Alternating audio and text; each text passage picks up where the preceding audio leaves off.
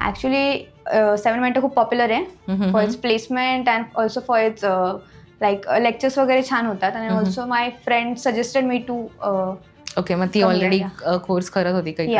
Okay, करत होते आणि म्हणजे तिचं पण इंटर्नशिप लागलं होतं इथे असं.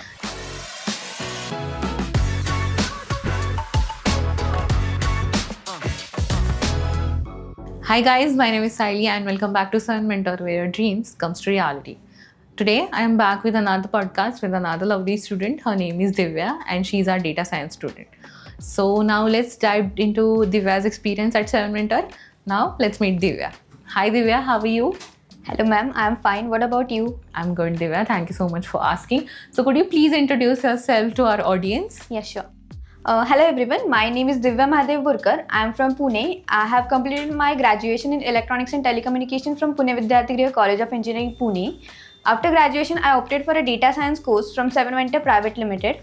सो जसं तू आता सांगितलंस की तुझं ग्रॅज्युएशन कम्प्लीट केलंस आणि देन तू डेटा सायन्समध्ये एनरोल केलंस, राईट? तर डेटा सायन्सबद्दल ऑलरेडी तुला माहिती होतं की तू कुठं रिसर्च वगैरे केलंस? ओके, सो माझा कोर ENTC आहे, बट माझा नेहमी असं होतं की मला सॉफ्टवेअर साईडमध्ये जायचं आहे. Okay. So and we know that AI is an emerging field, so I opted for a data science course. Okay. So मग 7 मिनिटरबद्दल कसं कळालं तुला? ॲक्च्युली 7 मिनिटं खूप पॉप्युलर आहे for its placement and also for its like lectures वगैरे छान होतात आणि also my friend suggested me to. Okay. मग ती ऑलरेडी कोर्स करत होती काही? ओके, करत होते आणि म्हणजे तिचं पण इंटर्नशिप लागलं होतं इथे असं. तर मग तू कसं काउन्सिलिंगसाठी वगैरे आलीस की कसं? येस, मी काउन्सिलिंगसाठी आली होती. प्रियंका मॅम होत्या, त्यांनी खूप छान एक्सप्लेन केलं कसा कोणता सब्जेक्ट घ्यावा वगैरे. ओके. आणि मला रिझनेबल फीजमध्ये छान मिळालं. ओके. सो त्याच्यानंतर तू लगेच एनरोल केलंस आणि क्लास स्टार्ट केला? लगेच आज एनरोल केला आणि उद्या जॉईन केला. ओके. मग कसा होता एक्सपिरियन्स तुझा? खूप मस्त होता. स्टार्टिंगला मी लाईक 3 लेक्चर्स करायचे एका दिवसात, होऊन जायचे 10 ते 5 आणि मस्त कंपनी पण मिळाली, मेंटर्स पण खूप छान होते. म्हणजे ऑलरेडी तुझं हे पण झालं का, सिलेक्शन प्लेसमेंट पण झालं का? हो, झालंय माझं placement. Okay, wow, that's nice, congratulations for that. तर मला म्हणजे आता तू सांग की तुझं क्लास जेव्हा तू स्टार्ट केलंस, ओके, तर तू नॉन टेक बॅकग्राऊंडमधून आहेस, बेसिकली ENTC मध्ये तुला जास्त कोडिंग वगैरे काही नसेल, तर देन मग तू जेव्हा क्लास स्टार्ट केलास तर तुमचं बेसिक आय गेस पायथन पासून स्टार्ट झालं असेल, राईट?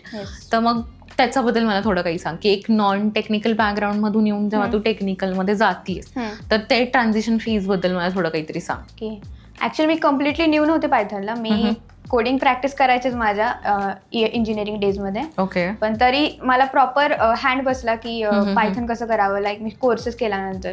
सो आता मला चांगलं येतं, कोडिंग स्वतः करू शकते. ओके.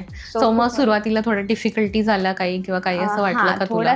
थोडीशी आली डिफिकल्टी, सिंटॅक्स वगैरे शिकायला, पण परत यूज टू झाले. लाईक फ्रेंड्स पण खूप चांगले होते आणि प्रसाद सर माझे मेंटर होते, टीचर होते, त्यांनी पण खूप छान समजून घेतलं आणि शिकवलं. ओके. मग तुझं क्लास टायमिंग वगैरे काय असायचं तेव्हा?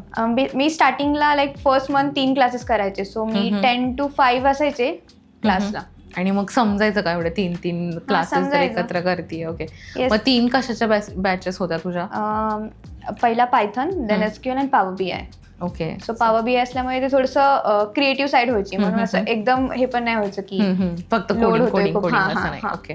मग कसा होता बाकी 2 SQL आणि पॉवर BI एक्सपिरियन्स? छान होता. ते मी सगळे माझे बॅचेस प्रसाद सरांकडूनच केले आणि मग ते खूप छान शिकवायचे वगैरे, म्हणजे त्यांचं आवडलं. मग तुला असं कधी काही असं जाणवलं का की बाबा एखादी क्वेरी येते और काही आणि मग जर सरांना जाऊन विचारतात तर सरांचा रिस्पॉन्स कसा असायचा? नाही, सरांचा रिस्पॉन्स लगेच असायचा. ते म्हणजे जास्त एक्सप्लेन करायचे, सॉल्व्ह करायचे लगेच. ओके. मग जेव्हा तुम्ही विचारता तेव्हाच तुमच्या क्वेरी सर हे करून द्यायचं. व्हॉट इफ जर तुम्हाला क्लास नंतर क्वेरीज येतात तर सरांचा रिस्पॉन्स काय असायचा? ओके, सो गुगल मीट म्हणून एक हे असायचं कम्युनिकेशन प्लॅटफॉर्म, सो आम्ही त्यांना डायरेक्ट मेसेज करू शकायचो किंवा कॉल करू शकायचो. आणि सरांचा रिस्पॉन्स कसा होता? प्रॉम्प्ट रिस्पॉन्स होता सरांचा? ओके. सो मग तुम्हाला जास्त काही असं नाही ना की एवढ्या वेळा क्वेरीज विचारायला येतात किंवा काय असं कधी सरांचं काही होतं? नाही, कधीच नाही. ओके. मग तुझं क्लासचं ड्युरेशन काय होतं? माझं 6 मंथ होता. आणि 6 मंथ्समध्ये तुमचा कम्प्लीट झाला क्लास? हो झाला. ओके, मग मला थोडं क्लासबद्दल थोडं सांग की तुमचं कसं असायचं, की थेरॉटिकल पार्ट होता की तुमचे प्रॅक्टिकल्स असायचे और तुम्हाला काही प्रोजेक्ट्स वगैरे दिले गेले, याच्याबद्दल मला थोडं काहीतरी सांग. हां, तर पहिल्यांदा सर थेरॉटिकल घ्यायचे आणि लगेच हँड्स ऑन पण घ्यायचे, कारण की तो टॉपिक हात होऊन जाऊ दे असं असायचं. आणि सरांनी प्रोजेक्ट्स पण खूप सारे दिले, कॅगलवरून डेटा सेट्स द्यायचे आणि क्लासमध्ये बसूनच करायला लावायचे. सो जरी डाऊट आला तरी आम्ही त्यांना लगेच विचारू शकवायचो असं. ओके, मग तुम्हाला जे प्रोजेक्ट दिले गेले किंवा तुमचे जे हँड्स ऑन एक्सपिरियन्स तुम्हाला भेटला, याचा तुला इंटरव्ह्यूमध्ये उपयोग झाला का? हो, खूप झाला. मला स्वतः कोड करायला येत होता आणि जे शिकवलं तेच विचारायचे असं पण होतं. अच्छा, मध्ये खूप मला इझी गेला इंटरव्ह्यू क्रॅक करायला. Right, that's nice. तर मला आता सांग की तुझा ओव्हरऑल क्लासचा एक्सपिरियन्स चांगला होता, ट्युटरचा एक्सपिरियन्स चांगला होता, तर आपण थोडा आता इंटरव्ह्यूबद्दल बोलूया. बिकॉज आता कसं होतं की खूप सारे इन्स्टिट्यूट आहेत आणि खूप सारे स्टुडंट्स जे एनरोल वगैरे करतात, त्यांना मेन हा डाऊट असतो की जर आम्ही शिकतोय आणि आम्ही फीस देतोय तर आम्हाला प्रॉपर प्लेसमेंट भेटेल का, आणि यू आर ऑलरेडी प्लेस्ड. तर तू तुझा एक्सपिरियन्स सांगा मला, प्लेसमेंटचा एक्सपिरियन्स कसा होता तुझा? Yes, okay. सो माझं ह्या क्लासेसकडून सेकंड प्लेसमेंट आहे. माझं फर्स्ट प्लेसमेंट कॉस्को टेक्नो लॅबमध्ये झालं होतं, like 1 month earlier. Okay. So basically ते पण छान होती, इंटर्नशिप होते, बट मला हे सेकंड डाईन प्रो मिळालं. ही फुल टाइम अपॉर्च्युनिटी होती आणि चांगला रोल होता वगैरे. सो मी इकडे गेले. मग तुझा इंटर्नशिपचा पण एक्सपिरियन्स सांगा मला थोडाफार. इंटर्नशिपमध्ये मी इथे पुण्यातच होती इंटर्नशिप, त्यात पण मी शिकले.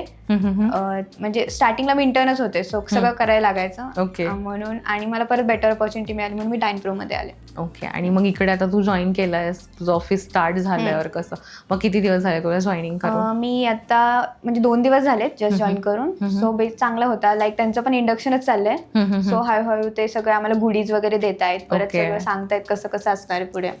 ओव्हरऑल छान एक्सपिरियन्स आहे. ओके, मग मला एक सांग की म्हणजे ज्या एक्सपेक्टेशन्स घेऊन तू एनरोल केलं होतं 7 मेंटरमध्ये, की ऑब्व्हियसली सगळ्यांचा एंड गोल हाच असतो की आम्हाला जॉब हवा, तर तो तुझा फुलफिल होतोय का इथे, और झाला का? झाला.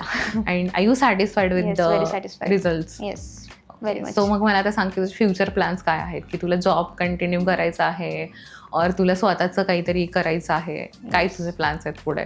लाईक फर्स्ट 10 इयर्सचा मला जॉबच करायचा आहे. परत मी विचार करेल लाईक स्वतःचं काहीतरी सुरू करायचं. लाईक 10 इयर्स पर्यंत तू सेट आहेस की 10 इयर्स तुला जॉब करायचा आहे? हा, आता माझा तो पॉईंट ऑफ व्ह्यू आहे. परत बघूयात कसं होतंय.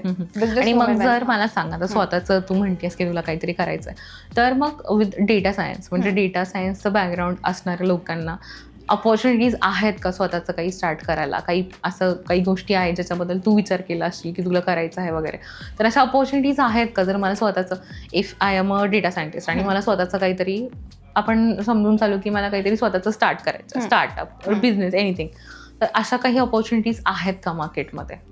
प्लेंटी आहेत. AI is an emerging field, as everyone know. Yes. तर जसं ज्याच्यात डोकं चालेल तसं खूप काय काय करू शकतो आपण. मग तू काही विचार केलास तुला काय करायचं? पर्टिक्युलरली नाही केला. ओके, बिकॉज 10 इयर्स तर तू जॉबचा विचार करायला काय प्रॉब्लेम नाही. ओके, तर जसं आता तू AI बद्दल बोललीस की AI is an emerging field. Okay, so many people are afraid की AI will take their jobs. Okay, तर तुझा काय टेक आहे याच्यावरती? AI मी रोज यूज करते. लाईक आपण कुठलंही ऍप, ChatGPT का होईना, पण आपण यूज रोज करतो.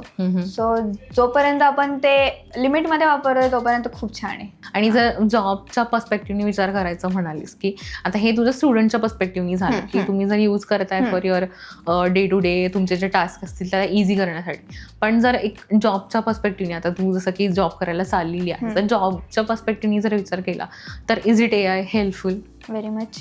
How AI is basically delivering its job in your day-to-day life as a corporate employee? या कुठल्या ना कुठल्या, जेव्हा तू इंटर्नशिप वगैरे करत होतीस तेव्हा तू यूज केलंस का ChatGPTचं वगैरे? नाही, मी ऍक्च्युली डेटा व्हॅलिडेशन करत होते.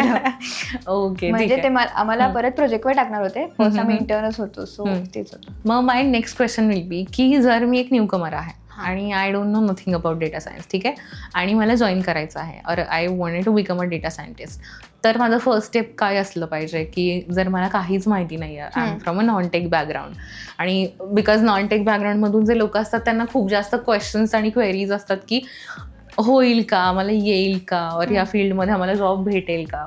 तर यू आर द एक्झाम्पल की तुला ऑलरेडी जॉब पण भेटला आणि you are from non technical background. अशा स्टुडंटसाठी काय सांगशील तू? फर्स्ट आपला इंटरेस्ट बघावा कुठे नक्की. मला काय आलं की माझा इंटरेस्ट डेटा सायन्समध्ये. मी नॉन टेक बॅकग्राऊंडमधून आहे, आणि मला असा पाहिजे होता जॉब की त्यात मिनिमल कोडिंग असेल. So SQL Python needs minimal coding. आणि सो त्यांनी असं बघावं की त्यांचा इंटरेस्ट कुठे आहे आणि मग तसं सब्जेक्ट चूज करावा कोर्स पुढे. ओके.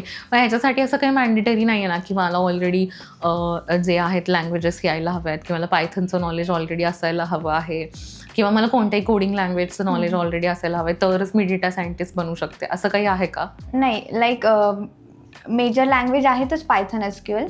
जर तुम्हाला त्या फील्डमध्ये जायचं असेल तर ह्याचं तुम्हाला ॲटलीस्ट बेसिक्स तरी माहीत पाहिजेत. ओके. मग तुम्हाला जर स्टार्ट करायचं असेल Python SQL is a base. Okay. म्हणजे कसं होतं खूप लोकांना ही क्वेरी असते ॲक्च्युली की आम्हाला जर स्टार्ट करायचं आहे तर मी कुठून स्टार्ट करू वगैरे. दॅट्स वाय मी तुला हा क्वेश्चन विचारला. ठीक आहे, तर आता मग तुझं जॉब आता प्लेसमेंट झालेलं आहे तर तू कोणत्या डोमेनवरती काम करतेयस और तू कशासाठी तुझं प्लेसमेंट झालेलं आहे? ओके, मी सध्या डेटावर काम करते आणि माझा ॲज अ असोसिएट कन्सल्टंट म्हणून प्लेसमेंट झालं आहे. जॉब रोल तो आहे आणि डेटा टीममध्ये मला ॲड करणार आहेत. Okay, that's nice. तर मला सांग, जर मी तुला असं विचारला की what is your definition of data science, तर मला काय सांगशील? What is data science for you? Data science is like data is everywhere. So how we handle it is data science. Okay. How we present it. Like आपण Power BI मध्ये visuals create करतो. So आपण लोकांपर्यंत कसा पोहोचवतोय तो data, that is data science. Okay. आणि जसं तू आता सांगितलंस की data science is all about data, how you handling and how you presenting the data.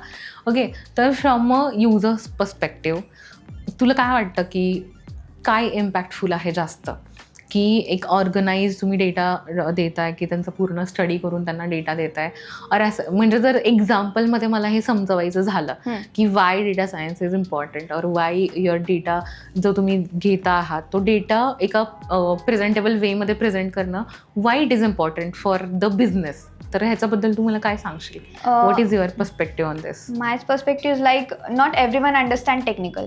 So जे नॉन टेक्निकल बॅकग्राऊंडमधली लोक असतील त्यांना कसं पाहिजे असतं की त्यांना कळेलच सांगायचं. सो आपण Power BI मी म्हणलं तुम्हाला की व्हिज्युअल्सने आपण दाखवू शकतो, ते understand better by that. Right.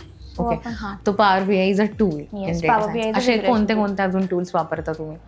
Me Power BI अँड Tableau वापरलाय as a data visualisation tools. Okay. आणि मग अजून डेटा सायन्समध्ये अजून टूल्स आहेत जे तुम्ही वापरू शकता? कोडिंगसाठी पायथन मध्ये ज्युपिटर वगैरे, एनाकोंडा वगैरे आहे. SQL साठी MySQL, Excel and ML Jupiter. Okay. आता मला सांग की जे तुम्हाला क्लासेसमध्ये शिकवलं गेलं, ठीक आहे, आणि याच्या आधी तू इंटर्नशिप केली आहेस आणि now you are going for a full time job. Okay, जर ते तुला क्लासमध्ये जे शिकवलं गेलं, theory practicals whatever it is, तर याचा फायदा तुला म्हणजे जे शिकवलं गेलं आणि जे तुम्हाला कंपनीमध्ये ज्या प्रोजेक्ट्सवरती और वॉट एव्हर तुमचा जे जॉब असेल, it is relatable to each other, की तुम्हाला कळतंय तर तुम्हाला फायदा होतोय का तिकडे जाऊन? Very much relatable. आपल्याला कळतो ऍक्च्युली कॉर्पोरेटमध्ये काय असतं. आपण जर यात वर्क केलं म्हणजे हे शिकतोय तेच आपण तिथे इम्प्लिमेंट करतो. हां, बिकॉज कसं होतं की कॉलेजेसमध्ये वगैरे तुम्हाला थेरीज वगैरे शिकवले जातात, बट जेव्हा तुम्ही बाहेर पडता कॉलेजमधून तेव्हा ॲक्च्युली जे इंडस्ट्रीचे ट्रेंड्स चालू असतात त्याच्याशी ते इतकं रिलेव्हन्सी नसते त्याची. सो दॅट्स वाय मी तुला हा क्वेश्चन विचारला की is it. Yes, that's nice. Okay, so मला आता ह्या नोटवरती सांग की तुझा ऑल ओव्हर एक्सपिरियन्स कसा होता 7 मेंटर्सचा? माझा ओव्हरऑल एक्सपिरियन्स खूप मस्त होता. मी नवीन फ्रेंड्स बनवले, मी खूप काही शिकले नवीन आणि ओव्हरऑल खूप छान होता.